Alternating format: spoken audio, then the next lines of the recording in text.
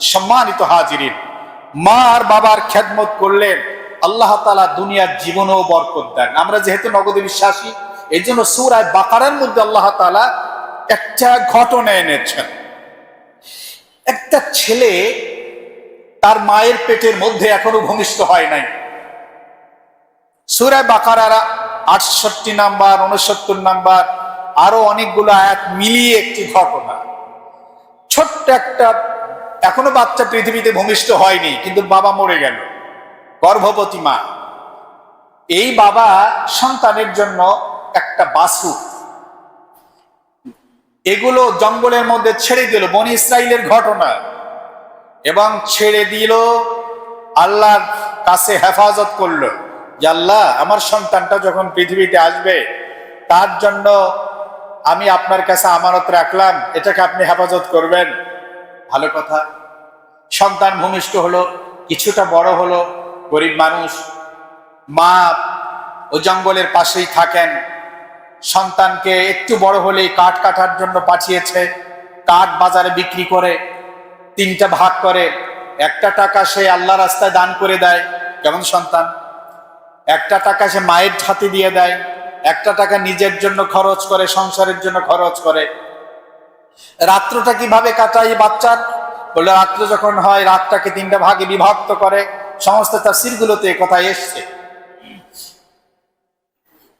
1 ভাগ ইবাদত বন্দেগীতে কাটায়, 1 ভাগ সে ঘুমায়, আর 1 ভাগ মায়ের পাশে বসে থাকে মায়ের খেদমতের জন্য।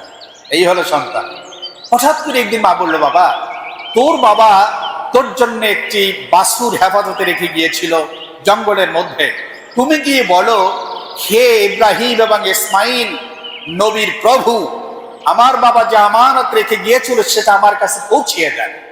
সঙ্গে সঙ্গে একটি গরু, একটি বাছুর চলে এলো। সেই গরুটি চলে এলো। আসার পরে সে যখন কাছে এসে আল্লাহ তাআলা তার জবান খুলে দিয়েছে, বলে আপনি পিঠে চড়ুন। বললো না, আমি পিঠে চড়বো না। তো এবার এই গরুটি বলছে, এই গাভীটি বলছে, যেই ঘটনাকে কেন্দ্র করে সূরা বাকারা, বাকারা মানে হলো গাভী, বাকারা মানে কি ভাই? গাভী। যেই ঘটনাকে কেন্দ্র করে এবার গাভীর জবান খুলে গেল, বলল, তুমি যদি আমার কথা অনুযায়ী আমার পৃষ্ঠে চড়তে তাহলে আমি তোমার কথা শুনতাম না, কিন্তু তুমি তো তোমার মায়ের বাধ্যগত সন্তান, এই কারণে তুমি তোমার মায়ের অনুমতি ছাড়া আমার পিঠে চড়ো নাই। এখন তুমি যা বলবো আমি তাই শুনবো। নিয়ে গেল, মায়ের কাছে নিল। মা পরের দিন বললো, বাবা, এটাকে বাজারে নিয়ে যাও, বিক্রি করো, তবে 3 আশরাফি বা 3 দিনার এটা তুমি দাম হাঁকাবা এবং শর্ত দিবা যে এর পরেও আমার মায়ের অনুমতি হলে পরেই কেবল আপনাদের কাছে হস্তান্তর করবো। ভালো কথা। একজনে এলো, এদিকে একজন ফিরিস্তা হাজির হলো পরীক্ষা করার জন্য। বলে, ঠিক আছে, 3 আশরাফি আর 3 দিনার না, বরং 6 দিনার দিব, আমাকে দিয়ে দাও। বলো, অসম্ভব, আমার মায়ের অনুমতি ছাড়া। আমার মা বলছেন 3 আশরাফি আর 3 দিনারে বিক্রি করতে, এর বাইরে দেব না। শেষ পর্যন্ত চলে গেল। পরের দিন আবার আসলো। আসার পরে মা এবার বলে দাও, আজকে বলবা 6 দিনার। ওই ফিরিস্তা আবার আসলো। আসার পরে বললো, গাভীটা বিক্রি করে দাও। দাম কত? বলে, আমার মা বলছেন 6 দিনারে বিক্রি করতে হবে, তবে শর্ত মা যদি অনুমতি দেয় এরপরে। তো তোমার মায়ের অনুমতি দরকার নাই, তোমাকে আমি 12 দিনার দিয়ে দেই, 12 আশরাফি দিয়ে দেই। বলে, আমি কখনোই দিব না। ছেলে আবার নিয়ে চলে গেল। এবার মা বলল, বাবা, আমার মনে হচ্ছে তোমাকে একটা পরীক্ষা করার জন্যই মূলত ফিরিস্তা আসছিলেন, তো তুমি আজকেও গরু নিয়ে যাও। পরের দিন বলতেছে, বলবা ওই ফিরিস্তা আসলে পরে, ওই মানুষরূপী ফিরিস্তা আসলে পরে তোমাকে যখন জিজ্ঞেস করবে, তখন তুমি বলবা, আপনি বলে দেন যে আমি কত হলে বিক্রি করব। তখন ওই মানুষরূপী ফিরিস্তা বললেন, মুসা আলাইহিস সালামের কওমের মধ্যে একটা ঘটনা ঘটছে। তারা 40 বছর পর্যন্ত হন্য হয়ে ঘুরে বেড়াচ্ছে। আল্লাহর পক্ষ থেকে একটা গাভীর বর্ণনা এসছে, এই রকমের গাভী মিলাতে পারে না। আর পৃথিবীতে একটাই মাত্র গাভী যা আল্লাহ তোমাকে দান করেছেন, সুতরাং এইটা তাদের লাগবেই।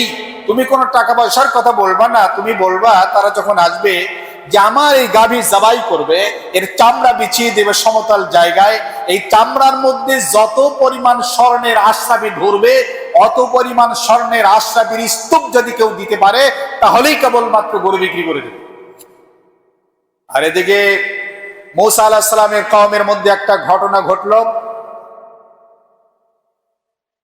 ইন্নাল্লাহা ইয়া'মুরুকুম আন তাযবাহু বাকারা ওয়া ইয কাতালতুম নাফসান ফাদারাতুম ফিহা। আবিল নামের একজন ধনী মানুষ, তার একটাই মেয়ে, ভাতিজা ওই মেয়েকে বিবাহ করবে, কিন্তু চাচা তো সহজে মরছে না, এইটার সয় না, এই জন্য তাকে মেরে ফেললো। মেরে তার শত্রুর বাড়ির দরজায় গিয়ে লাশ ফেলে দিল, আর চিৎকার মারছে, আমার চাচার হত্যার বিচার চাই, এই খুনির বিচার চাই, যেটা হয় সাধারণত। এটা তো বনি ইসরাইলের আমল থেকে আসছে। উদর পিণ্ডি বুদর ঘাড়ে খুন করে সলিমউদ্দিন, জেল খাটে কলিমউদ্দিন। তো এইরকম ভাবে এখন তো বোঝা যাচ্ছে না যে এই ভাতিজা এত বড় দাবিদার, কেউ তাকে সন্দেহ করে না। মুসা নবীর কাছে গেলেন, মুসা নবী বললেন, একটা কাজ করো, আমি তো আল্লাহর সাথে কথা বলেছি, আল্লাহ বলেছেন ইন্নাল্লাহা ইয়া'মুরুকুম আন তাযবাহু বাকারা, একটা গরু জবাই করে দাও। তো ওদের গরুর প্রতি ছিল অসম্ভব শ্রদ্ধা, কারণ গরুকে তারা, হিন্দুরা যেরকম পূজা করে, ইহুদিরাও তো পূজা করত, তাকে অসম্ভব শ্রদ্ধা করত গরুকে। তো গরু তো জবাই দেওয়া যাবে না। যখন গরুর জবাই করা বললেন, বলে আপনি কি আমাদের সাথে রসিকতা করছেন না? কিন্তু কাজ হবে কি? পরের দিন আবার গেল। মুসা নবী একটু বলেন তো আমরা এখন কি করতে পারি? বলে একটা গাভী জবাই করতে হবে। ওদের মনে খুঁতখুঁতানি যায় না, আবার আসলো, আচ্ছা ঠিক আছে, যখন গরু জবাই করতে হবে, তাই গরুটা কেমন হবে একটু বিস্তারিত বর্ণনা দেন। হাদিসে আছে ওরা যদি একটা ল্যাংড়া গরু জবাই দিত, তাতেও কিন্তু হয়ে যেত, কিন্তু ওরা এত পেঁচায়, এত প্রশ্ন করে, এত প্রশ্ন করে, শুধু প্রশ্ন করতেই থাকে, করতেই থাকে। এই জন্য আল্লাহ তাআলা ওদেরকে পেঁচায় রাখলেন। কি করলেন? বলেন লা ফারিদুন ওয়ালা বিকরুন আবানুম বাইনা যালিক, বলে এমন গাভী হতে হবে, বেশি বয়স্ক হবে না, বেশি কম বয়স্ক হবে না, মধ্যবয়স্ক হতে হবে। চলে গেল। আবার মনের ভিতরে খুঁতখুঁতানি, তাহলে রংটা কেমন হবে? মুসা নবীর কাছে এসে বললেন, ইয়া রাসূলুল্লাহ, আমাদের হে নবী বলুন রংটা কেমন হবে? তা বাকারাতুন সাফরা ফাকিউল লাউনহা তাসুদ্দুন নাযরিন, এমন গাঢ় হলুদ হতে হবে, দর্শক যেন দেখে তাদের চোখে ধাঁধা লাগে এবং চমৎকৃত হয়, এমন গাঢ় হলুদ হতে হবে। আচ্ছা, বাড়ি চলে গেল। আবার মনের মধ্যে সন্দেহ, তাহলে এটা কিরকম হবে? এটা কেন দাগ টাক বা নিষ্কুলুষ হওয়ার কোনো ব্যাপার আছে কিনা? তালা দালুলুম তুথিরুল আরদ ওয়ালা তাসকিল হারফ, এমন গাভী হতে হবে যা ভূমি কর্ষণেও ব্যবহৃত হয় নাই, যা হাল চাষেও ব্যবহৃত হয় নাই, মুসাল্লামাতুল্লাহ শিয়াতা ফিহা, শরীরের ভেতর করে স্পট থাকতে পারবে না, এমন গাভী লাগবে। এখন তো ঘুরছে কত বছর? 40 বছর ঘুরছে, পায় না। শেষ পর্যন্ত এই ছেলের কাছে যখন পাইলো, এনে জবাই করলো, আল্লাহ পাক বললেন ওর জীব অথবা কোন একটু গোশত ওই আমিল যে মরে গেল তার ওখানে যখন লাগাই দিল, সঙ্গে সঙ্গে সে জিন্দা হয়ে গেল। বলল আমাকে কেউ খুন করে নাই, আমাকে আমার আপন ভাতিজা খুন করছে।